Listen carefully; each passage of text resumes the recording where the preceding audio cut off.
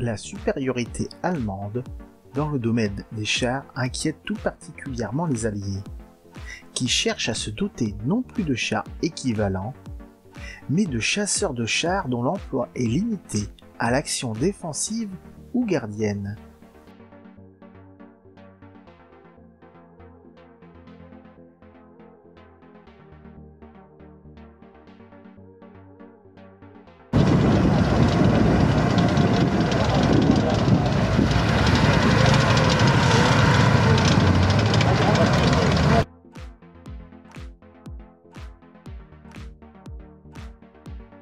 Les USA se lancent dans la course pour s'équiper de nouveaux chasseurs de chars. Leur modèle M10 Destroyer, très lourd, est renforcé par un engin dont l'étude commence dès le mois de décembre 1941. Il s'agit d'un char léger, rapide, armé d'un canon de 76 mm et qui est dénommé M18 Hellcat.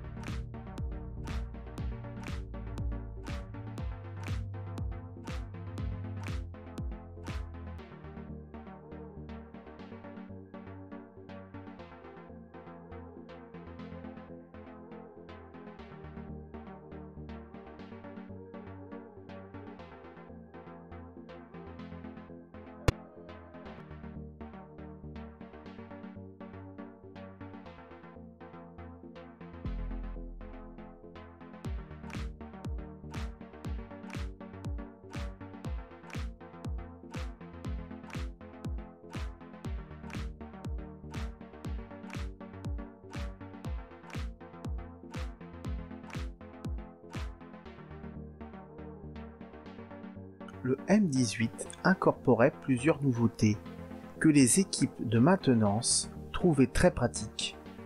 Le moteur pouvait être démonté du véhicule en peu de temps et placé sur la partie arrière du char afin d'y effectuer facilement sa maintenance. Il était ensuite réaccouplé à la boîte de vitesse en 1 heure. Ce moteur était équipé de roues en acier permettant de le faire glisser facilement sur les rails du capot de son compartiment. Il en était de même pour la transmission.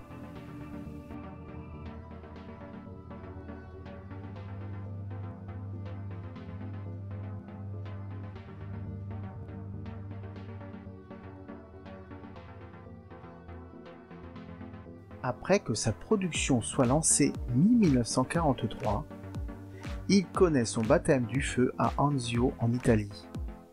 Le M10 Hellcat est également déployé lors de la bataille de Normandie, ainsi que durant la bataille des Ardennes, mais également sur le théâtre d'opération du Pacifique. Ses points forts sont sa mobilité, aussi bien sur route que en hors-piste, ainsi que la rapidité de la rotation de la tourelle, qui permet de prendre de vitesse ses adversaires allemands.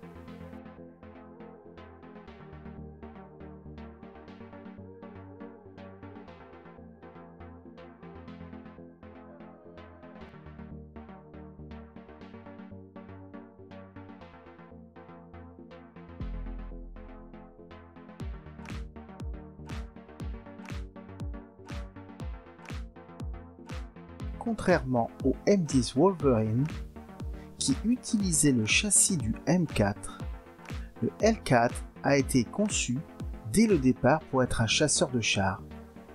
Ainsi, il était plus petit, plus léger et plus rapide que le M4 équipé d'un canon de 76 mm. Aussi, l'agencement interne était bien plus commode, donnant à ses 5 membres d'équipage et à ses munitions un espace très important.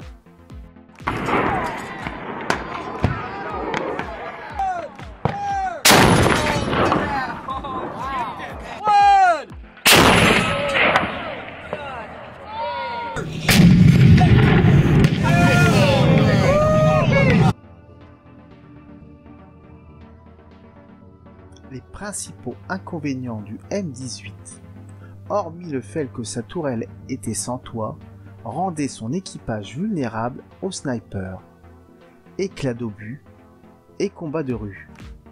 C'était son faible blindage et son armement trop juste.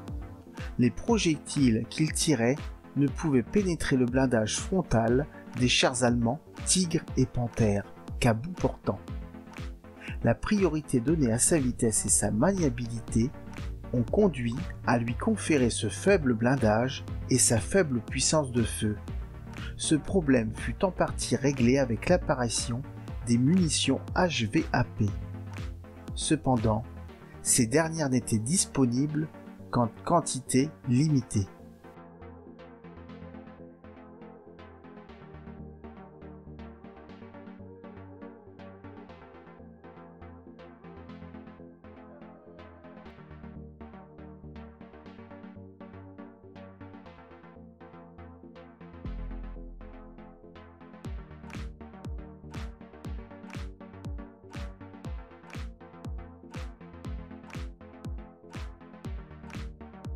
Le M18 était capable de haute vitesse sur route, mais son faible blindage rendait réticents les équipages avancés trop loin dans le champ de bataille.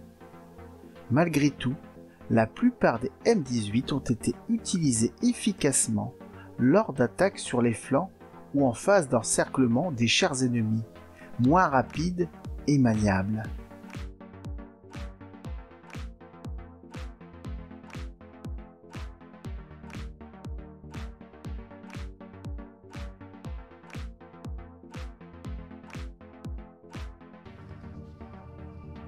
La production du M18 finit en octobre 1944 avec 2507 unités.